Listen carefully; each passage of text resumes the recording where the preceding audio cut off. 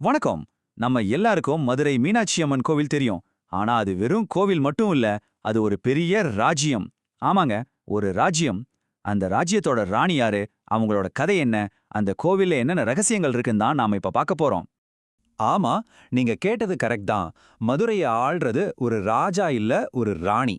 அந்த ராணி தான் மீனாட்சி அம்மன்.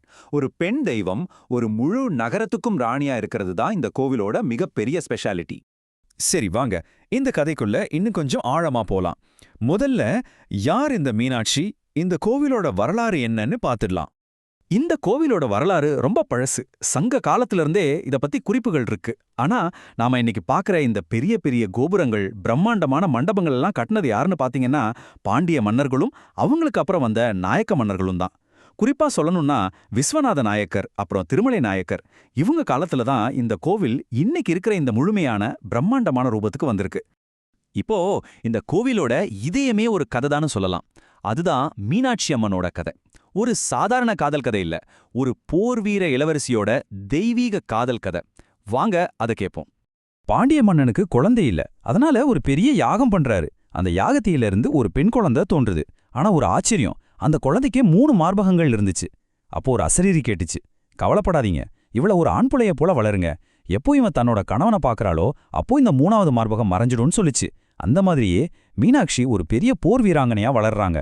உலகத்துல இருக்கிற எல்லா மன்னர்களையும் ஜெயிச்சுட்டு கடைசியா கைலாய மலைக்கு படையெடுத்து போறாங்க. ஆனா அங்க கைலாயத்துல சிவபெருமான பார்த்த அந்த ஒரு நொடி எல்லாம் மாறிடுச்சு. அந்த போர் வீராப்பு, அந்த கோபம் எல்லாம் போய் ஒரு பெண்ணுக்கே உரிய வெட்கம் வந்துருச்சு. கையில இருந்த வாளை கூட கீழே போட்டுட்டாங்க. அப்போதான் அந்த அற்புதம் நடந்துச்சு. அசரீரி சொன்ன மாதிரியே அவங்களோட 3வது மார்பகம் மாஞ்சு போச்சு. ஆஹா, இவர்தான் நமக்கானவர்னு மீனாட்சிக்கு அப்போதான் புரிஞ்சுது.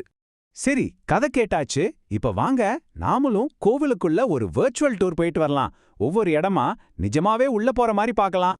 நம்ம இந்த டூர்ல எங்கெல்லாம் போக போறோம்னா, முதல்ல அஷ்டசக்தி மண்டபம், அப்புறம் அந்த ஃபேமஸான பொட்டாமரை குளம், அடுத்து பிரமிப்பான ஆயிரங்கால் மண்டபம். இப்படி சில முக்கியமான இடங்களை பார்த்துட்டு கடைசியா சாமியோட சன்னதிக்கு போக போறோம்.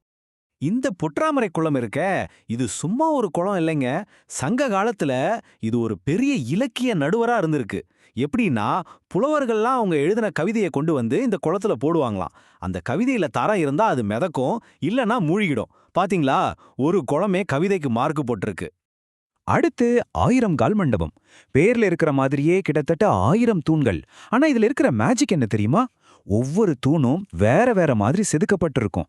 அது மட்டும் இல்ல, சில தூண்களை நீங்க தட்டினீங்கன்னா ச ரி க மான்னு இசை வரும். நம்ம முன்னோர்களோட திறமையை நினைச்சா மெய் சிலுக்குது இல்ல? சரி, கோவிலோட பிரம்மாண்டத்தை பார்த்தாச்சு. இப்போ இந்த கோவிலோட சில சிலைகளுக்கு பின்னால, சில இடங்களுக்கு பின்னால ஒளிஞ்சிருக்கிற சில ஆச்சரியமான, யாருக்கும் அவ்வளவா தெரியாத கதைகளை பத்தி தெரிஞ்சுக்கலாமா? உங்ககிட்ட ஒரு கேள்வி. நீங்க நடராஜர் சிலைய பார்த்திருப்பீங்க. அவர் எப்பவும் எந்த கால தூக்கி ஆடுவாரு? இடது காலலையா? ஆனா மதுரையில மட்டும் ஒரு அதிசயம். இங்க நடராஜர் தன்னோட வலது கால தூக்கி ஆடுறாரு. ஏன்? இதுக்கு பின்னால ரொம்ப உருக்கமான ஒரு கதை இருக்கு. ராஜசேகர பாண்டியன்னு ஒரு மன்னன் இருந்தாரு. அவரே ஒரு பெரிய டான்சர். அவருக்கு நடராஜரை பார்க்கும்போதெல்லாம் மனசுக்கு கஷ்டமா இருந்துச்சாம். சாமி எப்ப பார்த்தாலும் ஒரே காலை தூக்கிட்டு நின்னு அவங்களுக்கு வலிக்காதான்னு ரொம்ப உருக்கமா சிவன் கிட்ட கேட்டிருக்காரு. ஒரு பக்தனோட இந்த அன்பை பார்த்து மனமிறங்கிய சிவன் அவருக்காகவே தன் காலை மாத்தி ஆடினாராம். பாருங்க, பக்திக்கு என்ன ஒரு சக்தி! ஒரு காலத்துல அந்நிய படையெடுப்பு வந்தப்போ கோவிலோட பூசாரிங்க ஒரு முக்கியமான முடிவெடுத்தாங்க. மூலவர் சுந்தரேஸ்வர லிங்கத்தை காப்பாத்தணும்னு சொல்லி கருவறையே ஒரு பெரிய கல் சுவர் வச்சு மூடிட்டாங்க. 1-2 வருஷம் இல்ல, கிட்டத்தட்ட 48 வருஷம் கழிச்சு தான் அந்த சுவர் இடிக்கப்பட்டுச்சு. உள்ள போனவங்களுக்கு ஒரு பெரிய அதிர்ச்சி கலந்த ஆச்சரியம் காத்துட்டு இருந்துச்சு. என்னன்னா, 48 வருஷத்துக்கு முன்னாடி வச்ச சந்தனம் அப்பவும் வாசனையோட ஃப்ரெஷ்ஷா இருந்திருக்கு. ஏத்தி வச்ச 2 விளக்குகள் 48 வருஷமா அணையாம எரிஞ்சிட்டே இருந்திருக்கு. நம்ப முடியுதா?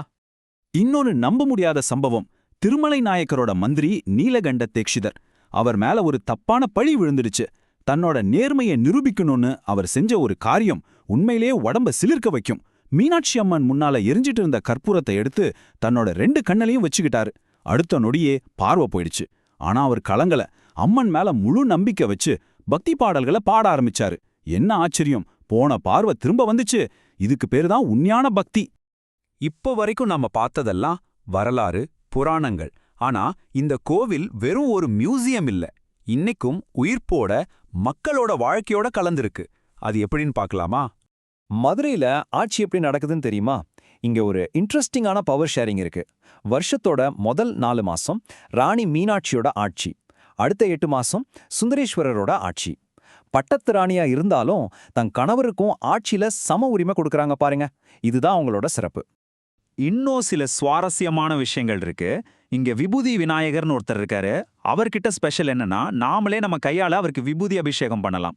அதே மாதிரி புது மண்டபத்துல இருக்கிற தையல்காரங்க இன்னைக்கும் ஒரு புது மணி பர்ஸ் தச்சாங்கன்னா அதுக்குள்ள ₹1 காயினை வச்சு தான் தைப்பாங்களாம், நல்ல ராசிக்காக.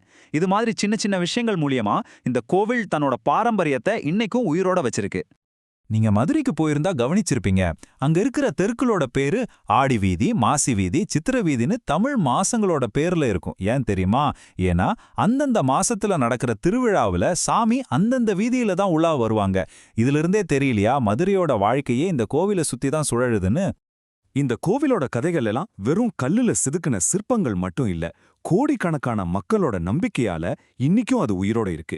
இந்த மாதிரி நீங்க வாழ்ற ஊர்ல உங்க கண்ணு முன்னாடி இருக்கிற ஏதாவது ஒரு பழைய கட்டிடம், ஒரு கோவில், ஏன் ஒரு மரத்துக்கு பின்னால கூட ஒரு கதை ஒளிஞ்சிருக்கலாம். யோசிச்சு பாருங்க, உங்க பகுதியில அப்படி என்ன கதைகள் வாழ்ந்துகிட்டு இருக்கு. இந்த கதைகளை கேட்டதுக்கு ரொம்ப நன்றி.